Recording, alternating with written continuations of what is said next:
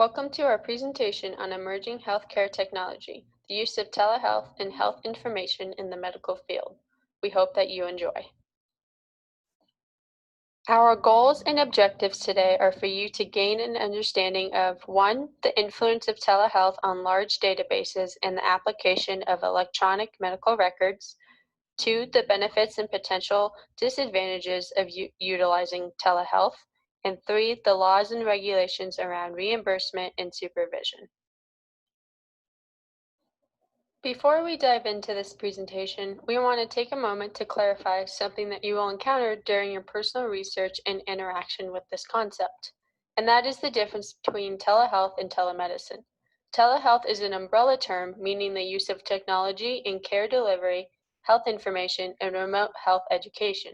This differs slightly from telemedicine, which focuses more on the delivery of medical information regarding a diagnosis, treatment, and prevention of disease and/or injury. The takeaway point from this definition is that they're very similar, but that telemedicine is a more in-depth analysis of a person's current condition and purpose for seeking treatment. As a physical therapist, you will be utilizing telemedicine to provide treatment for your patients while incorporating the educational aspect of telehealth. It is important to remember that physical therapy services are so much more than hands-on treatment. We can still provide effective treatment through guidance via telehealth services.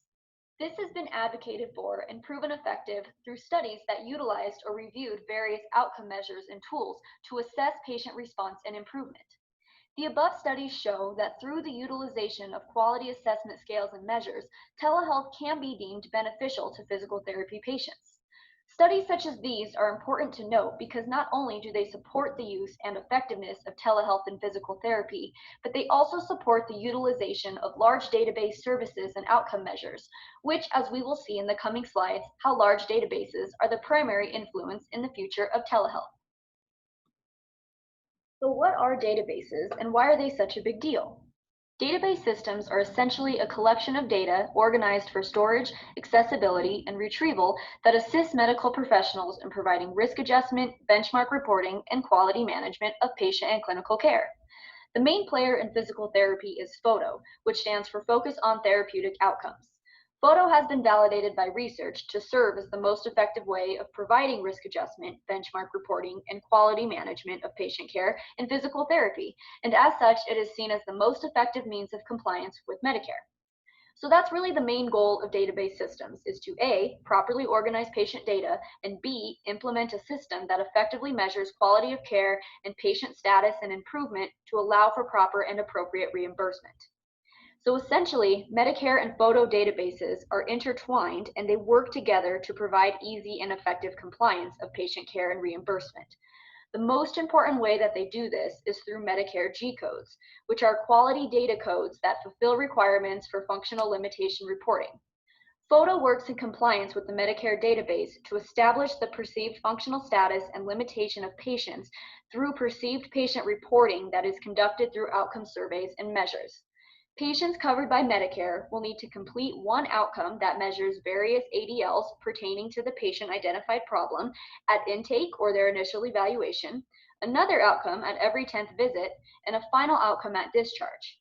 Medicare will use the scores on these outcome surveys to determine if physical therapy is deemed medically necessary for your patients.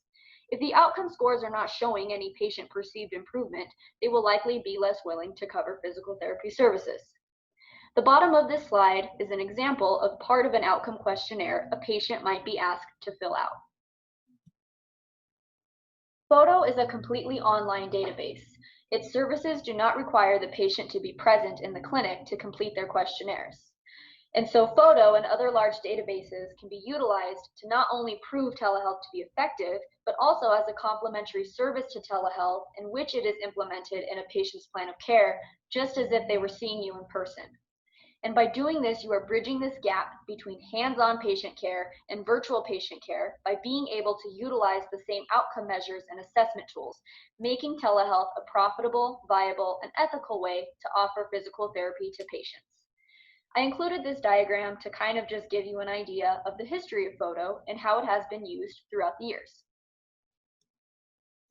And finally, I just wanted to touch briefly on electronic medical records and their role in telehealth. EMRs offer a bidirectional interface which utilizes a two-way communication for both systems, the EMR and the telehealth platform, to send and receive data. This is a great way to keep all patient information organized into one localized system. It promotes the ease of use and delivery of services and information, as well as patient compliance, which improves quality of care. It also makes billing much easier and therefore promotes appropriate reimbursement. Since the field of telehealth is relatively new and increasing in use over the past few years and months, when deciding whether or not to implement it into your practice, it's always a good idea to take a step back and look at the broad perspective. A few benefits of telehealth are for those who are susceptible to disease, illness, or infection, separate from the dangers of COVID-19, but that's another reason to advocate for telehealth. Through the use of telehealth, we're able to stay away from potential to exposure or contract an illness. Another population that would benefit from telehealth would be those in rural communities without access to transportation or with an inconvenient commute to the closest medical facility. Rural communities are often without specialty physicians and therefore are at a distinct disadvantage with the traditional form of medical treatment. At Regis, we're a big advocate for the power of a healthcare team, and through communication, we can provide the patient with the best form of treatment. Telehealth provides a platform for all members of the healthcare team to get together on one call alongside the patient to inform them and work through their treatment. Another benefit to telehealth is the flexibility in the scheduling process. It also eliminates the excuse of, I'm late because I was stuck in traffic. This last benefit will also lead into a potential negative aspect if proper training is not implemented. But because the medical provider cannot communicate through touch, there will be a heavier reliance on verbal and nonverbal communication, such as facial expression.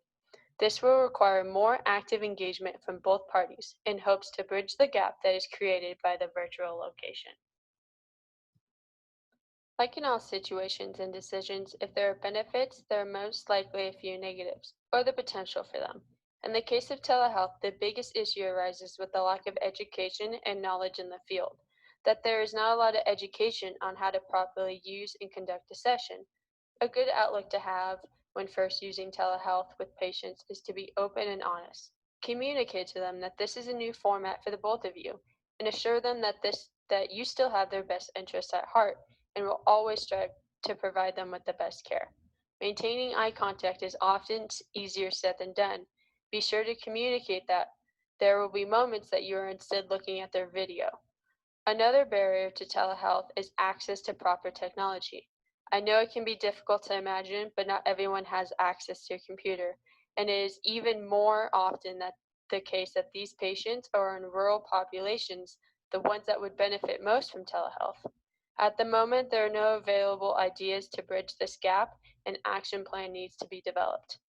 A crucial part of telehealth is that it is to be used as an additional resource, not as a replacement for in-person treatment. Before implementing a telehealth session, the patient should be educated on personal health care and evaluation, being aware of their body's response, understanding their normal vitals, and what symptoms may arise if they become abnormal. But in the large majority of cases, telehealth sessions will be implemented without vital measures. Lastly, the largest barrier is relating to the policies and regulations surrounding the system. Ari will now speak more on how this affects the patient, the medical provider, and the healthcare team. Now we will cover foundational knowledge of the complexities of reimbursement and oversight when addressing telehealth. To gather detailed information on regulations, the most accurate information can be sought through each specific state and insurance. This is a really helpful table to reference. This incorporates Medicaid reimbursement of telehealth formats, available private payer laws, and professional requirements such as licensing and consent. You can see the disparities between each of the states here. Before discussing Medicaid, here are a few definitions. Live video is the real-time communication between the patient and provider. Store and forward applies primarily to discussion between healthcare professionals regarding diagnoses and medical consultations. Remote patient monitoring is when medical data is collected from a patient and electronically transmitted to a healthcare provider. If the medical data indicates anything of concern, the provider can intervene on the patient's behalf. Currently, all 50 states and the District of Columbia have defined telehealth or telemedicine and engage in reimbursement of live video. However, each state varies in terms of what type of service, provider, and patient location qualifies for reimbursement. As of February 2020, there were 23 states that had some variation of RPM. Each of these states have their own limitations regarding what conditions and monitoring devices qualify for RPM. There are 19 states that reimburse services when the location is at the patient's home, something which has changed over the last few months due to COVID-19. Finally, only 16 states have Medicaid policies incorporating store and forward. With Medicaid, there is a trend of states adopting more reimbursement availability for their patients. One of these is expanding provider coverage, which is good for our patients seeking physical therapy. It is important to have an understanding of private health insurance as well. Looking broadly, there are only 16 states that had some form of a private payer law in 2012. Recent measures show all but 9 states have a private payer law now, illustrating telehealth growth. The chart a few slides back shows a column labeled payment parity. This means that private insurances must reimburse the same amount of money between telehealth and in-person services. Although the image is promising, a lot of laws lack clarity. This is another area that requires more research to fully understand the nuances in your state. For Colorado, here is some information that may be helpful for our in-state clinicals. Live video is reimbursed for some services. RPM is only reimbursed for patients with specified conditions, as noted above. The patient must be present and actively participating. A private payer law does exist, but payment parity is not specified, and unfortunately, PT is not listed as an eligible telehealth service. To rephrase, physical therapy was not an eligible service. Patients, providers, and communities have needed to adapt to the pandemic and social distancing requirements. It is a difficult change in many ways, but we are fortunate to have telehealth to help buffer the sudden changes. As you can see in this image, confirmed cases have been on the decline lately. This is very good to see, but what does that mean for physical therapy telehealth services? This image illustrates the correlation between COVID and virtual physical therapy. In every setting, there is a substantial increase in telehealth usage. This makes sense given the precautions that need to be taken to help flatten the curve and minimize spread. Since the emergence of the virus, temporary waivers, exceptions, and other changes have been implemented into policy across the U.S. These changes do not reflect a permanent shift from the previous laws and regulations. However, we can remain hopeful that physical therapy will maintain its eligibility status in the future. Here is an image summarizing the reasoning for participating physical therapists not engaging in telehealth care across state lines. As you can see, there are many, most of which we have touched on. These barriers are important to keep in mind as we further our education and become healthcare professionals ourselves. I want to draw your attention to the third one down, the PT Compact. As you can see, there are 28 states participating in the Compact. This allows eligible licensed PTs and PTAs to provide care in other states without going through the typical licensure process. This is a much simpler process where providers can engage in care almost immediately following purchase into the Compact. However, the main barrier to this is the limited number of states involved. Due to COVID-19, licensure requirements for telehealth across state lines have been more lax, allowing more access to PT services. Each state has a different response to the pandemic, so it is worth looking into regarding your interest of a particular state's current policies. Go ahead and pause on this slide, taking a minute to reflect on the telehealth barriers you think you will encounter during your career as a DPT.